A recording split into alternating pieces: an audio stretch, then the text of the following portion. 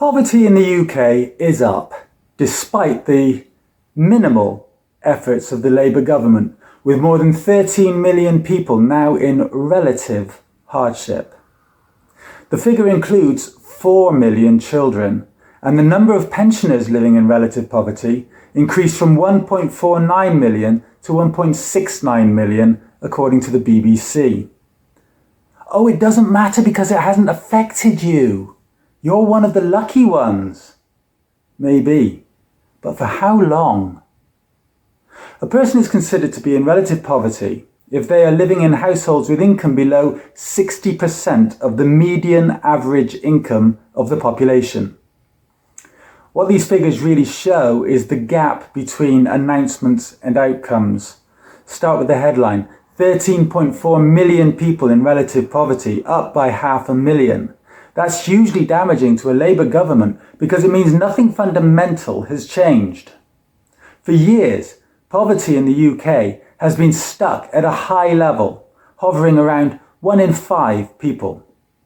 There was no meaningful downward trend before the Labour Party took office, under its promise to change our lives for the better, remember? And the problem is that there isn't one now. In fact, the new data shows that even the entrenched baseline has started to edge upwards. Rachel Reeves and Keir Starmer can't claim to be turning our fortunes around if the numbers are flat at best and now worsening. If they are worsening, it means more people are falling into poverty under a Labour government. Think about that. Poverty is a Conservative trademark. And if it's happening under Labour, how long will it be until it happens to you? The problem is that the government didn't front-load anti-poverty measures when it had the political capital to do so. In fact, it had no intention of relieving poverty for those worst affected, at all. The delay until April 2026 of scrapping the 2-child benefit cap is particularly telling. This wasn't a flagship policy driven from the top. It was something Starmer and Reeves initially resisted, only conceding under pressure from their own MPs. So it was delayed, meaning families have continued to be pushed into poverty for longer than necessary. And it signals a deeper reluctance.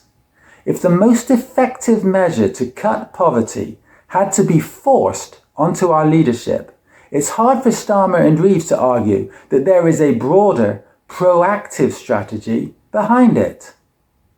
But that's what they're trying to do.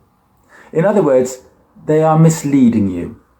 Ministers are describing current poverty levels as wholly unacceptable, but the policy approach has been cautious, shaped by fiscal restraint rather than urgency.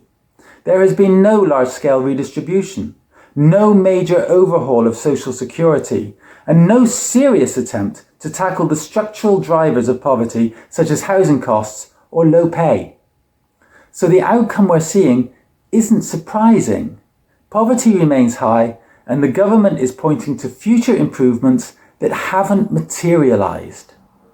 This is not a story of progress interrupted. It's one of entrenched poverty and delayed action, where even modest reforms have to be forced onto the government, and where the promised results are always just over the horizon. And if the numbers change in any meaningful way, it's against ministers' wishes. How long are you going to wait for the situation to turn around? Until it affects you? How late is too late?